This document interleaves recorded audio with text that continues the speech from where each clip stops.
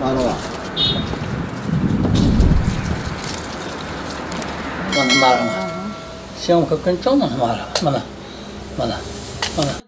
این بابای 75 ساله ساکن جماعت دهاتی اونجا است و از آن نگرانی دارد که بیش از یک هفته اینجانی برق در خانه‌اش خاموش کرده می شود. محمد جان نعمتов میگوید که هنگام پیرانسالی به روشنی خانه احتیاج بیشتر است اما برق نیست. وی مجبور گردیده است که برای روشن نمودن حجره استقامتیش از شمع استفاده نماید.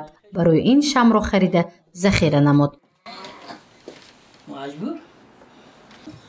شاید داگرام دیگه. این برقچی ها موی اخماق کلاس پول چگفته میده هستیم. شاید داگرام اولگزام میخواد توسعاتی شد.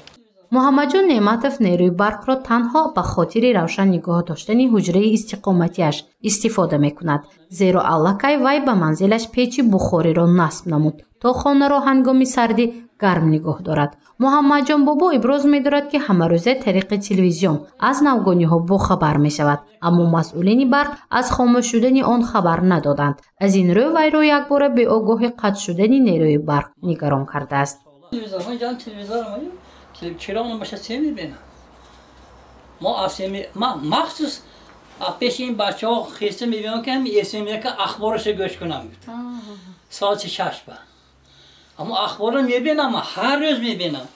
برای همین ما محتاجی سویت آب ما چطاق مسئله آب ما چطاق مسئله این سویت ما چطاق. خاموش شدن برق نه تنها در دهه اونجی بلکه در دیگر منطقه های ناحیه باباجان غفورов به نظر میرسد. ساکنان از جماعت دهاتی یووا غوزیان حیدر عثمان نیز تصدیق میکنند که دومین روز در منزل هایشان برق نیست. خاموش شدن نیروی برق در موسم فصل سرما ساکنان را بیشتر نگران می نماید. آنها گمان می کنند که در کشور محدودیت قوه برق جاری گردیده است.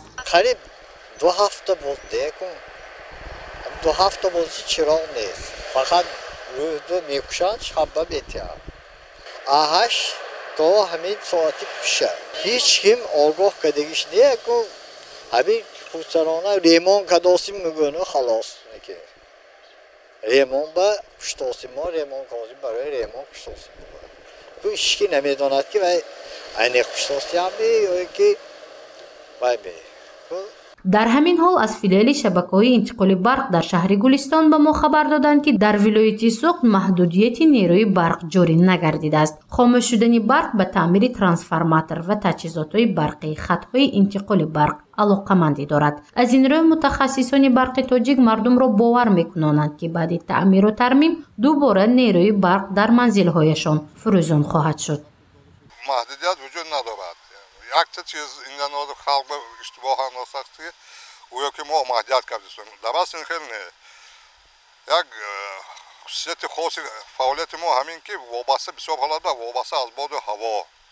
بعض تجهیزات تعمیرش از جمله تعمیر ترانسفورماتور قطبی وابسته از باد و هوا نمونو که بابی شد برای ما خلال نمی‌کنه. برای ما خود عین باد و هوا خیلی برای فعالیت ما کلای تجهیزات هم باب کم اگر نسبت اهالی گریم از همه درجه پستی استفاده نمیبرد با اون معنی که نه کندنسر استفاده میبرن نه مواد گرمی استفاده میبرن نه تجهیزات خنک کننده استفاده میبرن کمتر که استفاده میبرن ما خیلی کلاه ما حرکت میکنیم که تا باب شد همین تجهیزات ما برای سبب خاموش شوی برق هم از این بابت مرحله به مرحله هر چه تست ما تجهیزات تو اونمی که هست امکانات هست تعمیر کنیم محدودیت نمیشود ما حرکت میکنیم که پوره خلق رو با برق تعمیر کنیم. حالا شبکه‌های انتقال برق برای گذراندن فصل زمستان آمادگی می‌بیند و احتمالات جاری نگردیدن محدودیت نیروی برق را پیش بینی نمی‌کنند. خاموش شدن برق برای در سرما و مشکلی روبرو نگردیدن تجهیزات و تکنیک انتقالی است. زیرا در تاجیکستان پس از سال 2017 هم محدودیت پره برداشته شده است. میگویند مسئولین از فیلیال انتقال برق در شهر گلستان. گزارش مفنوشکر و نعیم جان ایوبوف برای برنامه اطلاعاتی خبر.